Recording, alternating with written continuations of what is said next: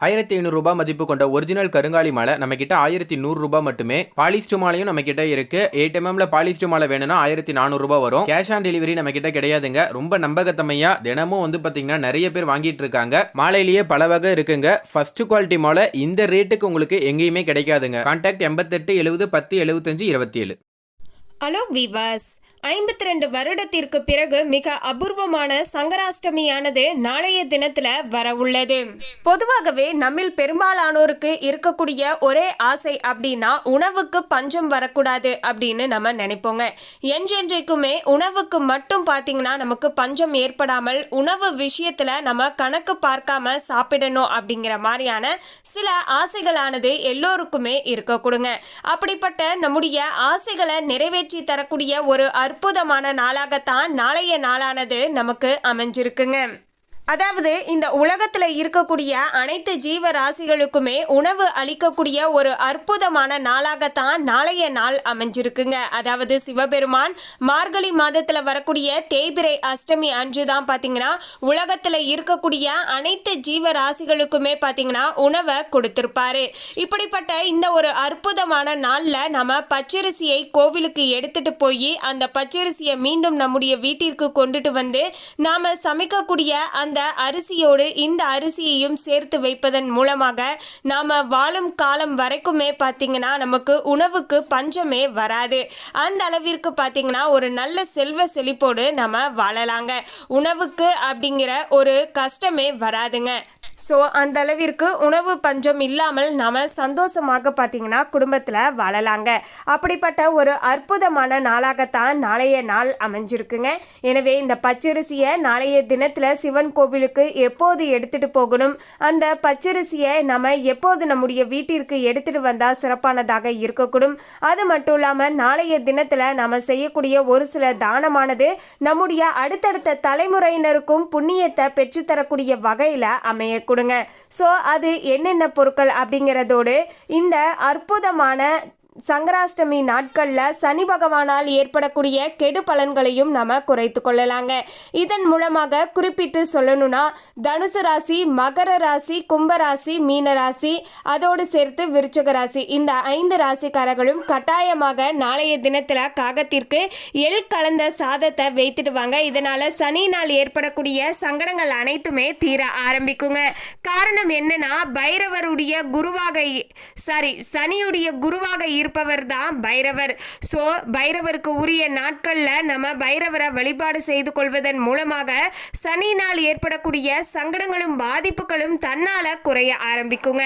அதுவும் தற்போது தான் பார்த்தீங்கன்னா இந்த ஒரு சனி பெயர்ச்சியும் நடந்து முடிஞ்சிருக்கு. இதனுடைய தாக்கமானது அனைத்து ராசிக்காரர்களுடைய வாழ்க்கையிலும் ஏற்படக்கூடுங்க.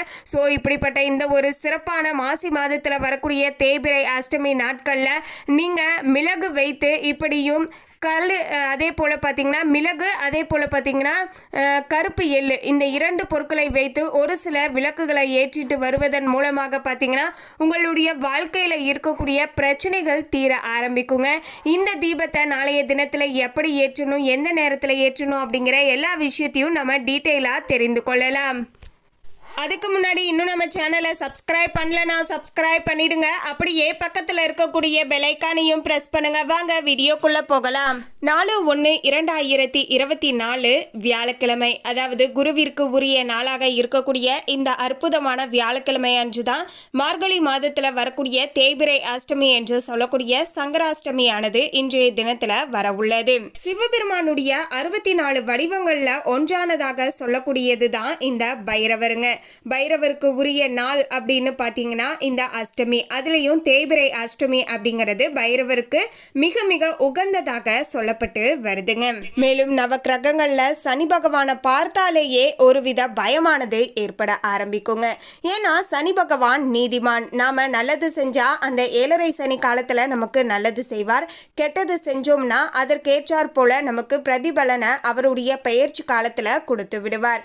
இப்படிப்பட்ட இந்த சனியுடைய தாக்கத்தை குறைப்பதற்காகத்தான் நாம செய்து வந்த பாவங்களை போக்கிக் கொள்வதற்காக தான் சனியுடைய அதிபதி என்று சொல்லக்கூடிய பைரவரை விநாயகரை நாம வழிபாடு செய்கிறோம். அதுலேயும் பார்த்தீங்கன்னா 2023 டிசம்பர் மாத 20ஆம் தேதி தான் சனி பெயர்ச்சி நடந்து முடிந்து இருந்தது.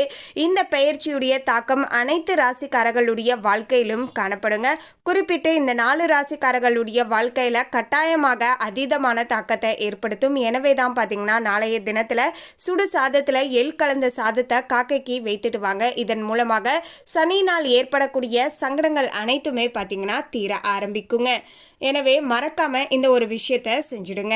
அது மட்டும் கிடையாதுங்க, நாளைய தினத்துல சிவன் கோவிலுக்கு கொஞ்சமா பச்சரிசியை எடுத்துட்டு போயிட்டு அங்க இருக்கக்கூடிய கால பைரவரையும் சிவபெருமானையும் மனதார வழிபாடு செய்து கொண்டு அந்த பச்சரிசியை பார்த்தீங்கன்னா கொஞ்சமா நீங்க அன்றைய தினத்துல குருவிகளுக்கு பறவைகளுக்கு எல்லாம் வச்சுட்டு மீதம் இருக்கக்கூடிய கொஞ்சம் அரிசியை பார்த்தீங்கன்னா எடுத்துட்டு வந்து நீங்க வீட்டில் வந்து நீங்க அரிசி மூட்டை வச்சிருப்பீங்க இல்லையா, அரிசி கொட்டி வைத்திருக்க பாத்திரத்துல இந்த கொஞ்சம் அரிசியையும் பார்த்தீங்கன்னா சேர்ந்து கலந்து வைத்து விடுங்க.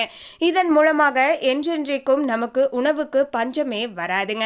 அப்படிப்பட்ட ஒரு சிறப்பான வாழ்க்கையை அந்த கடவுள் நமக்கு அமைத்து தருவார். அதே போல நாளைய தினத்துல நாம யாருக்காவது முடிஞ்ச அளவுக்கு அன்னதானம் கொடுத்துட்டு வருவதன் மூலமாக நம்முடைய பாவங்கள் விலக ஆரம்பிக்குங்க. அதாவது ரோட்ல பாத்தீங்கன்னா ரொம்பவே உணவுக்கு கஷ்டப்படக்கூடியவர்கள் நிறைய பேர் இருப்பாங்க. ஸோ அவங்களுக்கு பார்த்தீங்கன்னா ஒரு 3 பேருக்கு இல்லைன்னா 5 பேருக்கு உங்களால் எத்தனை பேருக்கு முடியுதோ அத்தனை பேருக்கு உணவு பொட்டலத்தை வாங்கிட்டு போய் கொடுத்துட்டு வாங்க. ரொம்ப ரொம்ப மகத்தான பலன்கள் கிடைக்கக்கூடும். இல்லை என்றால் நீங்களே கூட சமைத்து அன்றைய தினத்தில் யாருக்காவது தானம் கொடுத்துட்டு வரலாங்க. இப்படி செய்துட்டு வருவதன் மூலமாக பாவங்கள் நீங்கி புண்ணியமானது கிடைக்கக்கூடுங்க. மேலும் மார்கழி மாத தேய்பிறை அஷ்டமியான நாளைய தினத்துல தான் சகல ஜீவராசிகளுக்கும் இறைவன் படியளப்பதால தான் அன்றைய தினம் சிவபெருமான வழிபட்டால் வாழ்நாள் முழுவதுமே உணவு கிடைக்கும், வளர்ச்சியும் அதிகரிக்கும் அப்படிங்கிற ஒரு ஐதீகமானது இருக்குங்க. மேலும் இந்த நாட்கள்ல அன்னதானம் செய்வதால நமக்கு புண்ணியமானது கிடைக்கும் அப்படின்னு சொல்லப்படுகிறது. அதாவது கைலாயத்துல பார்வதி தேவிக்கு ஒரு சந்தேகமானது வந்தது. அனைத்து உயிர்களுக்கும் சிவபெருமான் உணவு கொடுக்கிறாரா இல்லையா என்பதுதான் அந்த சந்தேகங்க. எனவே ஒரு எறும்பை எடுத்து குடுவைக்குள்ள போட்டு அடைத்து வைத்து விட்டால் பார்வதி தேவி குடுவைக்குள்ள அடைக்கப்பட்டு உள்ள அந்த சின்னஞ்சிறிய உயிருக்கு ஈசன் எப்படி படி அளக்கிறார் என்று பார்ப்போம் அப்படின்னு நினைச்சிருக்காங்க. வழக்கம் போல சிவபெருமான் அன்றைய தினம் அனைத்து உயிர்களுக்கும் படியளந்து விட்டு திரும்பி வந்தார். அவரை இடைமறித்த பார்வதி அனைத்து ஜீவராசிகளுக்கும் படி அளப்பதாக கூறுகிறீர்களே, இன்று அனைத்து உயிர்களுக்கும் படி அளந்து முடித்து விட்டீர்களா என்று எதுவும் அறியாதது போல கேட்டாள். உடனே மனதிற்குள்ள சிரித்து கொண்ட சிவபெருமான், ஆம் தேவி, அதுல உனக்கென்ன சந்தேகம் அப்படின்னு கேட்டிருக்காரு. இன்று ஈசன் நம்மிடம் வசமாக சிக்கி கொண்டார் அப்படின்னு மனதிற்குள் நினைத்து கொண்ட பார்வதி தேவி எறும்பு அடைத்து வைத்து இருந்த குடுவையை எடுத்து வந்தாள். அந்த குடுவையை திறந்து பார்த்தபோது அதற்குள் இருந்த எறும்பு ஒரு அரிசியை சாப்பிட்டு கொண்டு இருந்தது. இதை பார்த்த பார்வதி தேவிக்கு ரொம்பவே அதிர்ச்சியாக இருந்தது. ஈசனையே சந்தேகப்பட்டதற்காக அவரிடம் மன்னிப்பு கேட்டுக்கொண்டாள் பார்வதி தேவி. இந்த திருவிளையாடல் நடந்த நாள் தான் மார்கழி மாத தேய்பிறை அஷ்டமி திதிங்க. அதாவது நாளைய நாள் அன்று தான் அஷ்டமி பிரதட்சணம் செய்யக்கூடிய நாளாக அமைஞ்சிருக்குங்க. இந்த படியெழுக்கக்கூடிய லீலையானது சொக்கநாதர் வீச்சு இருக்கக்கூடிய மதுரையம்பதியில் திருவிழாவாகவே இன்றளவுக்குமே நடத்தப்பட்டு வருதுங்க. இந்த மார்கழி அஷ்டமி அன்று அன்னதான வைபவங்களை நம்ம செய்தால் புண்ணியமானது நமக்கு வந்து சேருங்க. பொருளாதார வசதியும் பெருகும். இன்றைய நாளில் பெரிய அளவில் நம்மளால தான தர்மங்கள் செய்ய முடியாவிட்டாலுமே நம்மளால இயன்ற அளவுக்கு விரதம் இருந்து மார்கழி அஷ்டமி திருநாட்களில் நம்மளால் முடிந்த உதவியை பிறருக்கு செய்துட்டு வந்தா இறைவனுடைய அருளை நம்ம பரிபூர்ணமாக பெற்றுக்கொள்ளலாங்க. அது மட்டும் கிடையாதுங்க, மற்ற நாட்களில் நம்ம அன்னதானம் கொடுப்பதை காட்டிலும் நாளைய தினத்தில் அன்னதானம் கொடுத்துட்டு வரும்போது இரட்டிப்பு மடங்கு பலனானது நமக்கு கிடைக்கும் அப்படிங்கிற ஒரு ஐதீகமும் பார்த்தீங்கன்னா இருக்கிறது. ஸோ இப்படிப்பட்ட மிக மிக அபூர்வமான சிறப்பு மிக்க இந்த ஒரு அற்புதமான நாளைய தினத்தை தவற வச்சாதீங்க.